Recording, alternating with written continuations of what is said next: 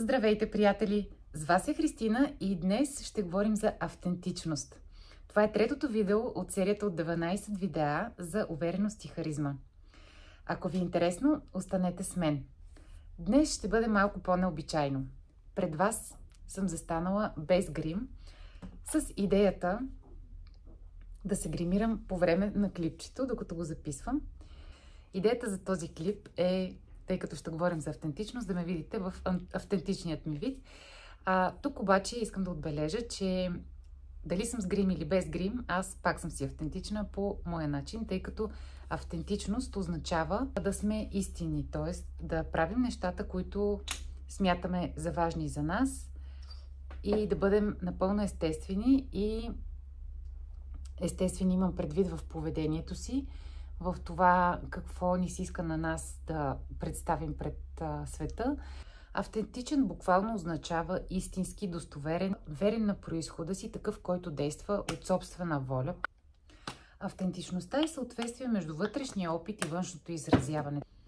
Не просто какво казваш, а дали стоиш за думите си, дали имаш собствено мнение, как се позиционираш в комуникацията. Автентичността е енергията, която стои зад думите. Т.е. когато изразявате вербално някакво мнение, дали енергията, която стои зад това е кореспондираща с информацията, която се чува.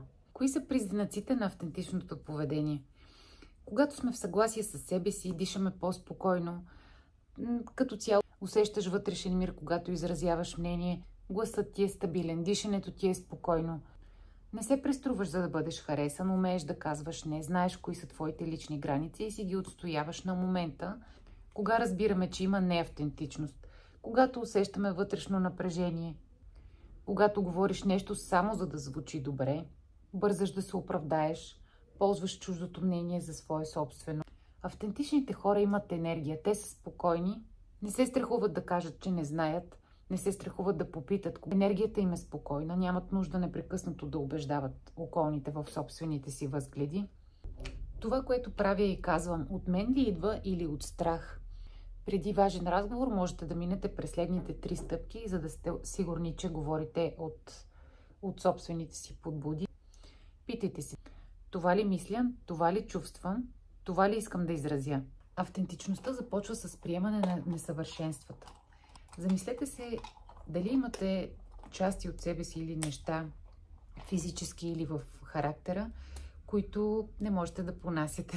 Всеки има такива части, разбира се, но е добре да се научим да ги приемаме, да се харесваме и да се обичаме точно такива, каквито сме. Разбира се, тук не бива да се губи границата в това, когато бихме искали все пак да се развиваме. Ако да речем имам лош характер или ако използвам твърде много паразитни думи, това не означава, че трябва да приема себе си и да се примиря с начина, по който съм се научила до сега. А всъщност трябва, освен да се приемем, също така да имаме мисълта и за това да се надградим, да можем да вървим напред и да се развиваме. Не просто да приемаме себе си. Ето както, например, човек, който има повече килограми, и да, той трябва на първо място трябва да приеме себе си, да се заобича и след това да приложи необходимите действия, за да се погрижи за здравето си. И когато приемем и светлите, и тъмните си страни, това ще ни позволи съответно да бъдем автентични и да не играем роля, да не следваме някой чужд модел, а да следваме своят собствен модел.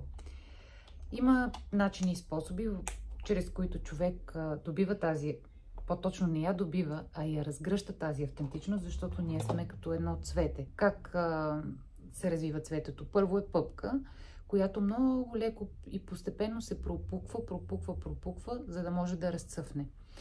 Обаче поради хиляди различни фактори, лоши условия около нас, било то психически, физически или каквито и да е, нашето цвете, така образно казано, започва да спира своето разгръщане и започваме твърде много да се съобразяваме с изискванията на околната среда, губим своята автентичност, започваме да следваме с чужди модели. Тук трябва да отразим обаче, че има разлика в това да се вдъхновим от чуждия модел, да имаме модел на подражание в този смисъл, в който ние да разгърнем своя потенциал вдъхновявайки се от него. Това е едно. Но съвсем различно е, когато следваме сляпо модела на някого, когато копираме изцяло и т.е. тогава ние губим своята автентичност. Има и други предпоставки, когато културата ни изисква определен тип поведение, определен тип влияние, което ни се налага от околната среда, начин по който се изисква да се държим, било то заради културни или някакви специфични изисквания или норми, с които трябва да се съобразяваме. В такъв случай, ако нашата автентичност е съвсем различна от този тип разбирания, с които трябва да се съобразяваме, тогава е добре да направим една адаптация. Все пак, ако обстоятелствата го налагат, е хубаво да се адаптираме. Хем да не избягаме от собствената си същност, в същото време все пак да се съобразим с изискванията и с уредбите, които са около нас, които по един или друг начин ни се налагат и не винаги сме съгласни да се съобразяваме с тях. Важно е да имаме мнение и когато изразяваме нашето мнение, да стоим стабилно в него, да не се тревожим, да не се притесняваме да изразим това мнение. И въпреки несъгласието на околните, хубаво е човек да стои, разбира се, с уважение. В никакъв случай нямам предвид да се тропа по масата, да се налага. Езикът е достатъчно богат, има достатъчно много изразни средства, с които можем да го направим по най-цивилизован и човешки начин. Освен това, има богатство на езика, похвати, които могат спокойно да ни позволят да дадем добри аргументи, да покажем уважение на човека, да кажем, че сме видели неговата гледна точка, че се съобразяваме с него, но също така държим и да бъде уважено нашето мнение. И не се отказва от своето мнение, само защото ти се отличаваш. Абсолютно не е задължително всички да бъдем на едно мнение. Достатъчно е да покажем нужното уважение, да дадем нашите аргументи, да не бъдем голословни, разбира се, да се аргументираме, да кажем защо това не ни харесва, защо така с нас не може да се държи даден човек. Че често съм забелязала, че хората обличат в шеговит тон неуважителното си поведение. Не знам дали при вас се случва това. Много ще ми е интересно да го разбера. Пишете ми в коментарите, защото такива хора казват: ами аз просто съм директен, и обличат примерно обидата си в директност или в нещо, което съвсем е всичко друго, но не е адекватна обратна връзка. По-точно, често пъти се използват обиди, нападки и някой път, за да могат да се измъкнат от ситуацията, същите тези хора казват: ама ти не разбра ли, аз се шегувах, не ми ли разбираш тънкото чувство за хумор или специфичното чувство за хумор? Един от начините да се отличи автентичността е това да позволим да бъдем уязвими, това да позволим да покажем страх, защото абсолютната сила и лустрото, те не са постоянно, те не ни обгръщат цялото ежедневие. Тоест ние имаме и моменти, в които се страхуваме и оплашени сме, не знаем как да реагираме, не знаем нещо какво точно означава. И автентичността ни позволява да заявим и да отразим това, което мислим, да признаем, че не знаем, да признаем, че искаме да научим.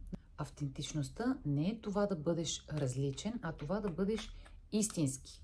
Дори в този свят, който в действителност харесва фасадното поведение. И знаете, все пак човек обича да покаже хубавата част от себе си. Не му е за цел да ходи постоянно да се оплаква или да показва уязвимостите си. Те, разбира се, трябва да бъдат показвани премерено. Моята основна цел е да покажа, че думите оживяват с присъствието. Тоест, можем да използваме думите, да използваме различни видове изразни средства, за да постигнем желаният резултат. Било то да покажем своята автентичност, не просто за да се харесаме, а за да отразим истинското ни вътрешно усещане. Има доста способи, с които можем да направим така, че да изкараме нашата автентичност. Най-важното е да се свържем с себе си, да се питаме какво искаме, какво харесваме, дали това, което правим, ни носи удовлетворение. Да търсим на първо място своето собствено мнение, защото то ще ни донесе това приятно усещане за спокойствие, че сме на точното място. Понякога това може да не е точно спокойствие, а да ни подбужда и да правим и да творим различни неща. И така, типично в мой стил, успях да се гримирам с лек грим. Аз обичам да се нося така. Това е напълно автентично за мен. Харесвам и повече грим, но в ежедневието нямам достатъчно време да изпипвам. И тук целта на видеото беше да мога да ви провокирам, да ме видите абсолютно без грим, в този вид автентичност. Разбира се, и гримирана също съм. Надявам се да сте извлекли нещо полезно за себе си от това видео. Ако е така, коментирайте. Дали ви е харесала темата, дали ви резонира, дали ви кара да изпитате нужда и желание да покажете себе си. И до нови срещи. Чао!